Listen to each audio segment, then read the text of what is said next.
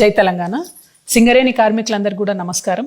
సింగరేణి కార్మికులకు హక్కుగా మనకు డిపెండెంట్ ఎంప్లాయ్మెంట్ ఉండాలి. ఖచ్చితంగా మెడికల్ బోర్డు అనేటటువంటిది రెగ్యులర్గా ప్రతి నెల పెట్టాలి. ఏ ఒక్క సింగరేణి గని కార్మికుడైనా సరే ఆయన ఎముకలు వంకర పోయేంత వరకు ఈ సమాజానికి సేవ చేస్తాడు. కాబట్టి ఒకవేళ ఆయన ఉద్యోగం మానేసి కొడుకుకో బిడ్డకో అల్లునికో ఆయనకు తెలిసిన వాళ్ళకో ఎవరికి ఇచ్చుకోవాలనుకున్నా కూడా ఆ అవకాశం ఉండాలని చెప్పి నేను చాలా బలంగా నమ్ముతా ఉన్నాను. ఇప్పుడు గెలిచినటువంటి సంఘాలు డిపెండెంట్ ఎంప్లాయ్మెంట్ని గంగలు కలుపుతున్నారు. మెడికల్ బోర్డు పెట్టకపోయినా అడుగుతలేరు.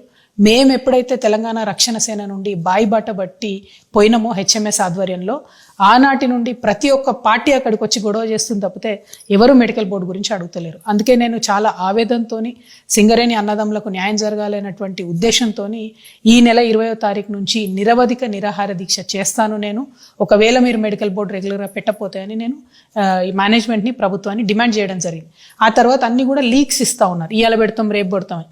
నేను మళ్ళీ ఒకసారి విస్పష్టంగా ప్రభుత్వానికి మేనేజ్మెంట్కి హెచ్చరిక చేస్తా ఉన్నా.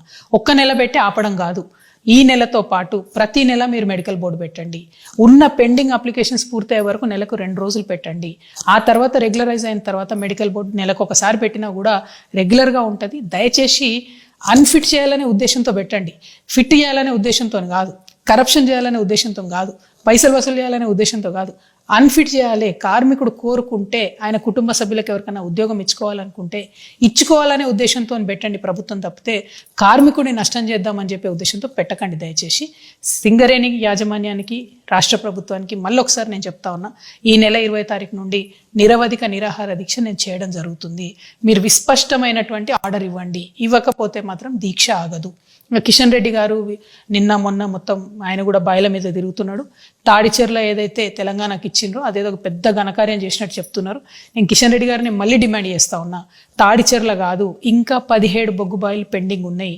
అవి కేంద్రం నుండి బేషరతుగా సింగరేణి సంస్థకు అప్పజెప్పండి. అట్లా అప్పజెప్తే మాత్రమే మనకేదన్నా సింగరేణి సంస్థ బాగుపడుతుంది. కేంద్ర ప్రభుత్వం నుంచి మీరు రాష్ట్ర ప్రభుత్వం మీద ఒత్తిడి తీసుకురండి.